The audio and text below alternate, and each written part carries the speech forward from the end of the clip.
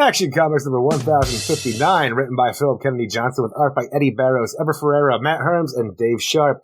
And in this issue, this penultimate issue of Philip Kennedy Johnson's run on Action Comics, we have Superman and the Superman family taking on the Blue Earthers, who now have the ability to take the Super Family's powers and make themselves to have essentially Kryptonian. So we have that big old fight to take on while Superman wears a steel costume and has a sword. And the thing is, it's not bad because we have this great spotlight on Otho of the Super Twins, which I like that progression of where that's going because she would be a weak link in the Superman family and somebody that a villain could prey on. When you have Superman just going around in a suit of armor with a sword, it just makes the thing come off kind of silly though. It is kind of silly, and I didn't like this issue, and it's a shame because you end up where Philip Kennedy Johnson, he does slow burn things. He likes to set up things, he likes to play things in the long run, and he didn't learn from the War World, because whether or not you like that, you can't say that at the very end, when all of a sudden it seemed like DC said we need Superman back on Earth, boom, things changed. And you ended up having to wrap that up really quickly, and the ending wasn't quite set. But the reason I remember us talking about it, the reason why we kind of said, well, it's not so bad because we're going to continue it just on Earth. We're going to have the War World there. That kind of ended up getting, Sayonara Sucker. Then you have A-Town, things like that. So it did continue. This won't continue as far as we know because this is the penultimate issue of this run. It will end next issue.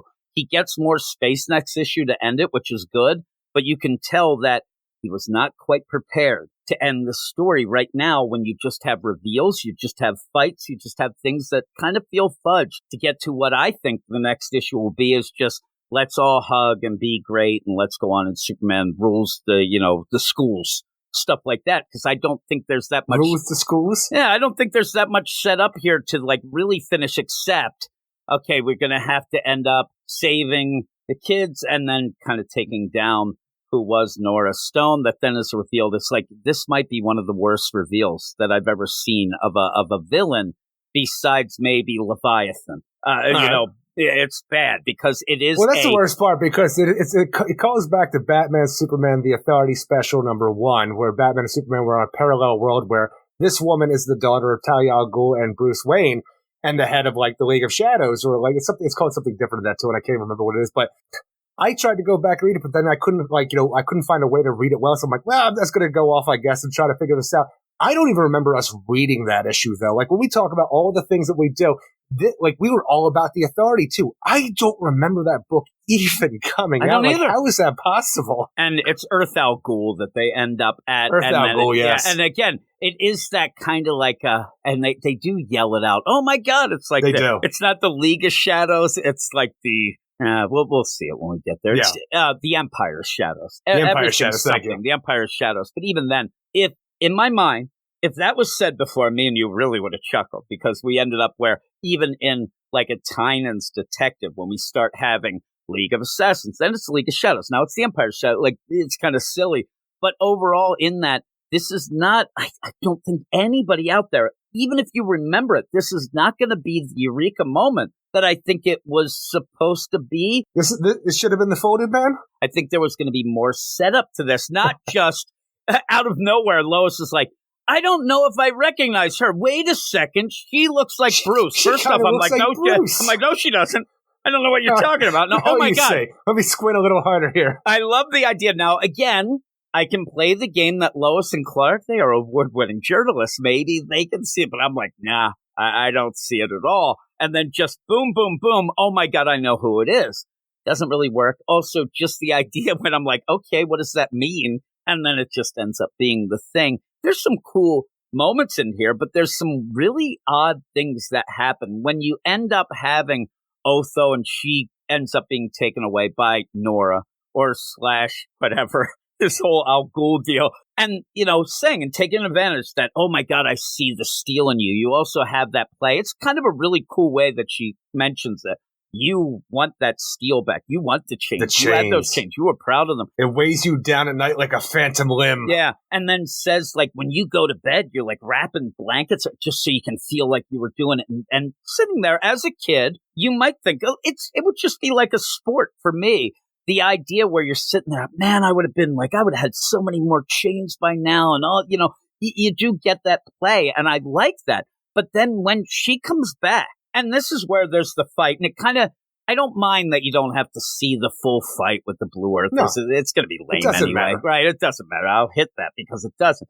But when they come back and they're like, Otho, come on, what's going on? You were not paying attention and you look like this and that. She's like, I don't know what happened, but now I have this pendant necklace. Oh, where'd you get that?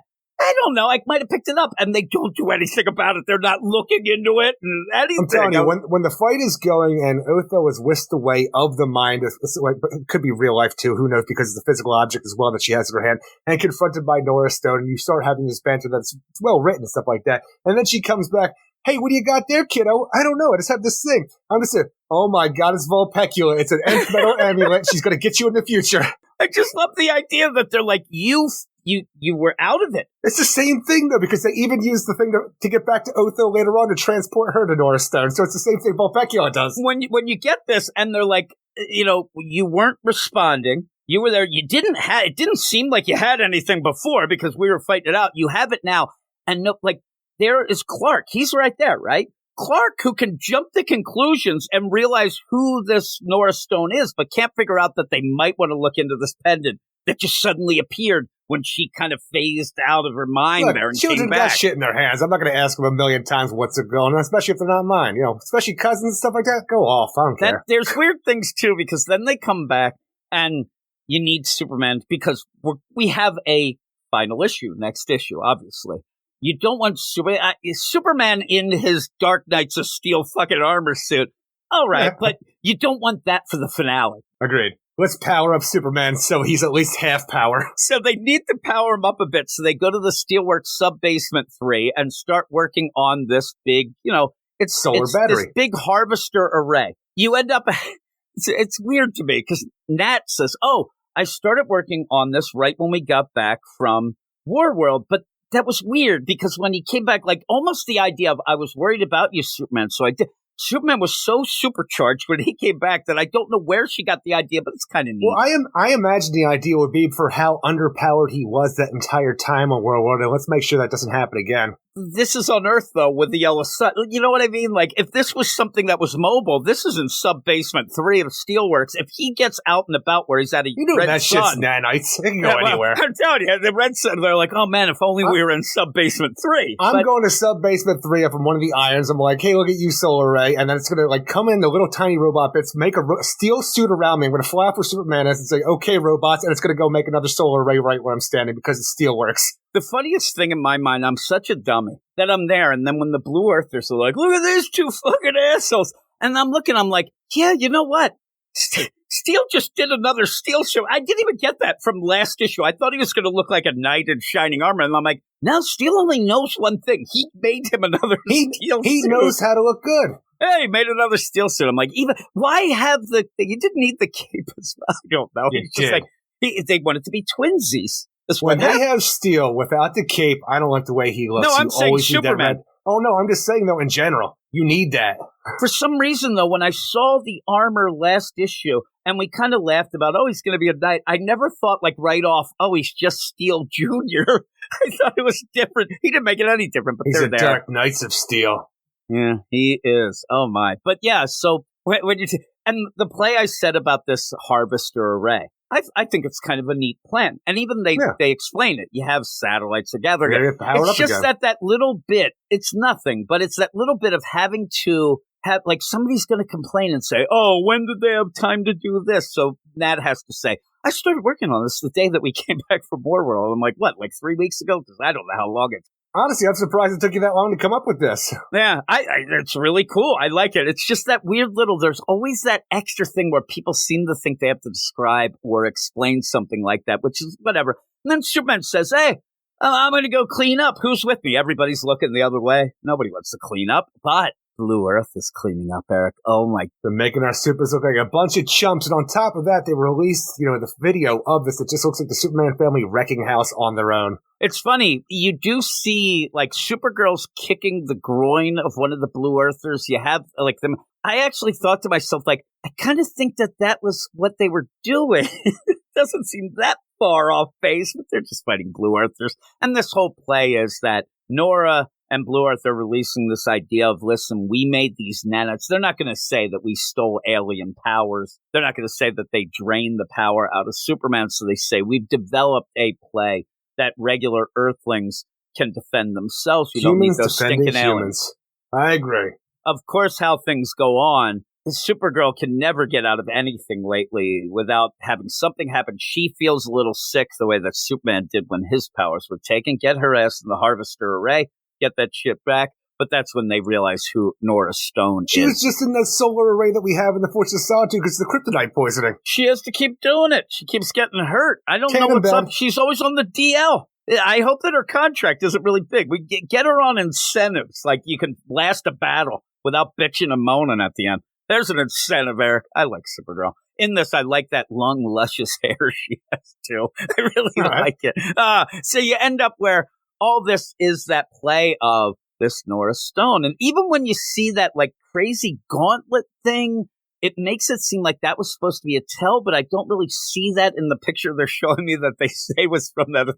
Well, even the idea, I'm telling you, none of that rings any bells for me. It almost feels like it's made up, but I saw that it was a thing at least. I should have gone back and at least read the synopsis of it when I couldn't get the comic going. But even the idea that we have Nora Stone and her Blue Earthers trying to cause problems in Metropolis because of what Superman's doing here, because apparently he did something on Earth Al Ghul with the Authority all those years ago or whatever it was for them in their timeline. She does have the power to pull herself from Earth Al Ghul and even pull Otho Ra through magical smoke to her world of Earth Al Ghul. So I'm like, I really need to go back and read that issue or reread it. But again, that seems like something that would definitely be on our radar that we would talk about, but no idea about it at all. Does it make sense that I'm thinking like, oh, when I go back and look and I'm like, oh, Eric, I just looked. It was 89 pages. You're like, yep, that makes sense. That makes sense. Yeah, I got you. But no, the thing is, I was like way more impressed with Superman and the Authority than I ever had any thought that I would be. So I definitely would have read that. I just like, and then again, when you see this and you see this next Superman, Hellblazer, and the Demon, like, is that where he thought that everybody would know right away? Because we did end up seeing Etrigan away. It doesn't click. Yeah, we saw him there. I said at one point, it might have been when you were gone, the one issue or whatnot, but I said, what's Etrigan doing there? Like, and I thought what she was is just a demon. The thing was, there was that weird, like, little statuesque kind of thing in her back hallway. I don't know. That was like last issue, I think. Yeah. Yeah, remember when she walked in there and it seemed like there was some crazy seance shit going on and stuff? It seemed like some backway hallway to the Oblivion bar that you never really get to see, but it didn't seem like Etrigan was actually there to me. I actually just thought that she was like some demon. He wasn't rhyming and scheming. Oh my goodness gracious. But yeah, that's the worst part of this is the idea of this is the Eureka moment, but I think that things would have been set up better. Should have been the folded man. Didn't get cut. Could have been. But we keep going on because we have more stories. It feels like we're winding this up, but we do end up. And I don't know. Does this Jean Luen Yang story? Does it seem? And I guess it doesn't feel that rushed, but by the end, it doesn't feel as satisfying. It totally feels rushed because our next story is written by Jean Luen Yang with art by Victor Bogdanovic, Mike Spicer, and Dave Sharp. Where we deal with the new Superman of China. And the idea from the previous issue where he found out the identity of Clark Kent, and because of Project Blackout that Lex Luthor set up, anybody who knows the identity of Superman has themselves a stroke and or dies. And Kong Keenan or Keenan Kong, so I can never remember how to say it anymore. Pretty sure it's Keenan Kong how everybody says it. Or Kanan. Kanan Kong, exactly. Yeah, it's a crazy play that he kind of digs in this one. He dies and finds himself in the world between life and the afterlife, where his master then talks to him. He's got to meditate, work on your chi a little bit, and you can find yourself back in your body. And Keenan wakes up, A-okay, knows the identity of Clark Kent and Superman, and is willing to leave everything he knows in China behind, like there was the Batman of China, Beiji, and his good friend, because he doesn't want to put him in danger. But there are easier ways, and it's totally icing him out to say, I'm a part of the Superman family, and they gave me a jacket. Boy, I'm sad. Why is it that this is now a thing? If you join the Superman family new or... It's like a Letterman jacket. You get a fucking jacket. I don't get it. You join the team. When you have this going on, and forgive me for a second, I was trying to look up that Authority special. It was only like 40-some pages. I just looked through a little of it. It does not look like anything that I saw in my life. So I don't know. Weird. Is it a possibility to just slip through because we talk about almost everything and everything that means something. And we talked about all the authority and enjoyed it. I was waiting. I thought that I was going to just like page quickly through and like, oh, there's Light Ray. Okay, I remember that. But I'm like, no, Light Ray seems to be the thing that would have been pushed in that. I don't know why I think that, but Light Ray is Jim, remember? Light Ray is. But yeah, this whole play with Kong Keenan, it's a weird thing. Me and you and Reggie, God rest his soul, Eric, we ended up talking about the new Superman. I have some feelings. I do miss Reggie, especially with something like this, because in my mind, I don't think Reggie would remember anything from like this, but this stuff was in it. The idea of the dead. You even start thinking of Spirit World a little if you've been reading that. Yeah. When you go into this, but with the Master and things like that, that was one of the plays. The problem is though, it's so far removed from when we did it that I didn't get that wow feeling that I thought I would. You know what I mean? But especially didn't you think when it's like so you should? Anticlimactic when we get out of this whole thing. It's only a few pages. Oh, you just got to meditate and work on your chi a little bit. Oh, well, I'm okay. Goodbye, Master Rai Chi. And it's just like, it's so underwhelming for how it's presented. And I know that a lot of people, haven't listened to us forever. Like, I expected Kong Keenan to have like a strokey mouth or something when he came back to or something. Remember when we were doing the new Superman, it was one of those things where not a lot of podcasts or sites were even covering it.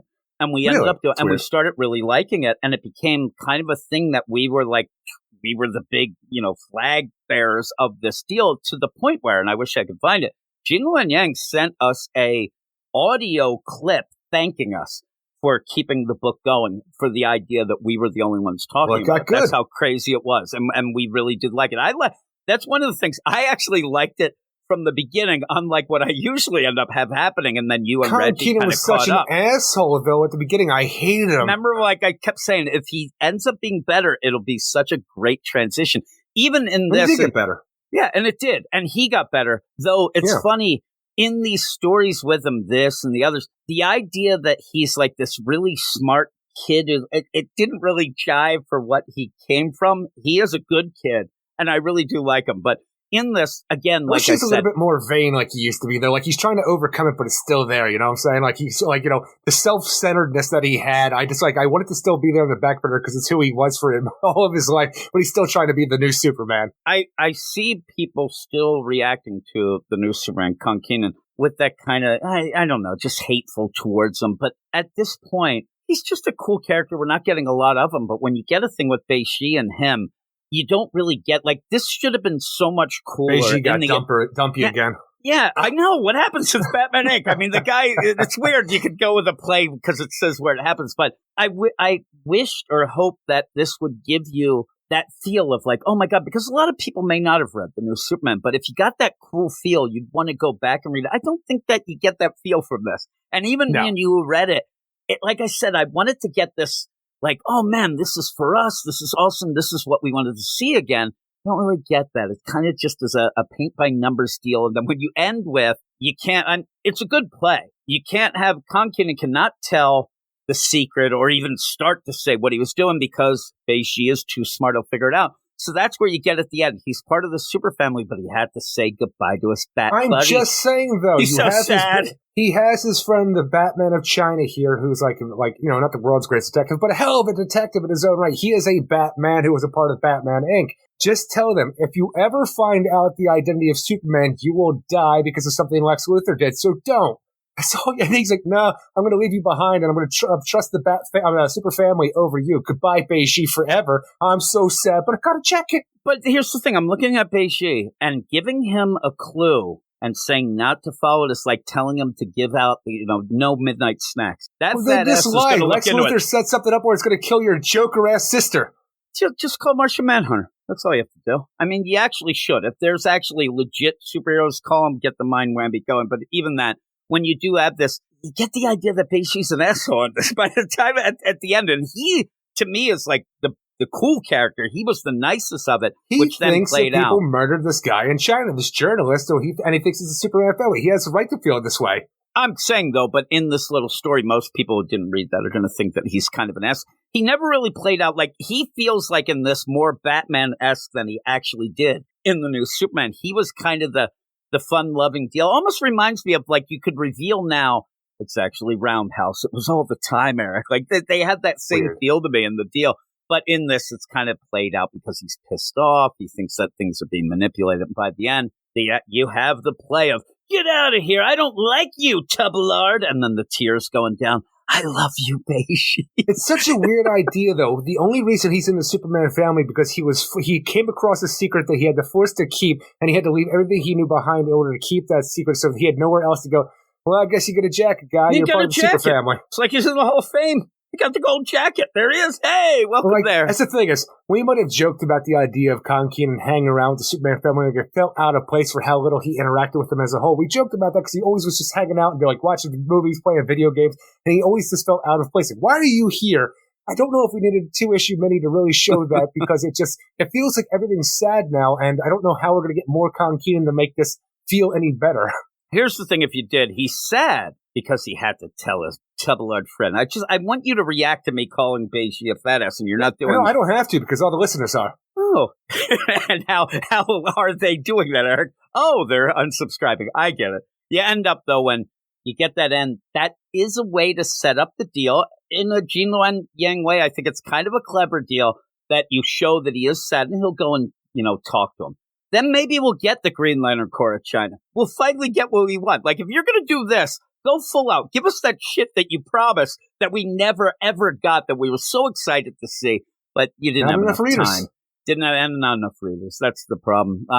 But there you go. That's the end of that story. Then we move to the next one, and here's the thing. This next one, it's just filler. I mean, you have to have 3 stories. It's this John Kent Superman story written by Dan Parent with art by Marguerite Savage and Dave Sharp, Jim. Yeah. It is more of a young adult romance type feel, or maybe even a shoujo manga type deal, and it's not anything. Yeah, that's a certain deal. It's not the deal. I'll tell you later. No, that's like the romance deal. It's not the shonen, where they got fighting robots there. But it's a weird play. If you like the idea of Jay and John, I think you'll like this. I still think you're not going to be wowed because most people reading a thing like this one's like a superhero comic or whatever, and it's just thrown in there. It's this last bit.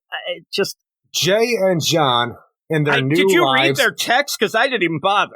Well, that's I did, and the thing is, reading the text is what bothered me the most about this because John and Jay being the new head of what's it called, PR now, Steel or stuff like that. He's working all the time. People looking into his background of Gamora and that shit, right? There's some bad shit going down. It's John Henry Irons. He has a freaking way in. It's not like he also was kind of leading an underground bit of terrorists, but that's just me, Eric. Truth seekers, Jim. Yeah, the revolutionaries killed some people. They were terrorists. They might be freedom fighters to some. They were murderers. But you have all this crazy stuff. But anyway, they're trying to figure out how to have a relationship in their really hectic lives where John Kent's out there doing Superman stuff and Jay's out there doing Steelwork stuff. And they're trying to make time for each other, and it's very hard. And they talk about the idea where Jay's not going to get out of this building until after midnight. Well, just call me when you get done because I want to hear your voice. And they end up talking for hours, it seems like. But the way it's presented is all we want to do is hear his voice and hear his boyfriend's voice. But I swear to God, all they did was text each other this entire time and actually never called them because that's the way it's presented on page. And I'm like, what the hell are you doing? But again, everybody's has that at least one time in their life where they're, younger, older, or whatever, when you're young love and you're on the phone, you're like, you hang up first. The whole point was, though, of talking to each other, not texting. Could have just let Jay go around his regular day and he'd be able to hear him with his super hearing, just tune into him in his regular comings and goings. But it was just there to fill space. It was just there to get the page count. With this issue, though, and this backup, this part of the thing, it is really nice because you are really seeing the Super Twins being asserted as one of the family because they keep talking about the idea of my brother this, mom this.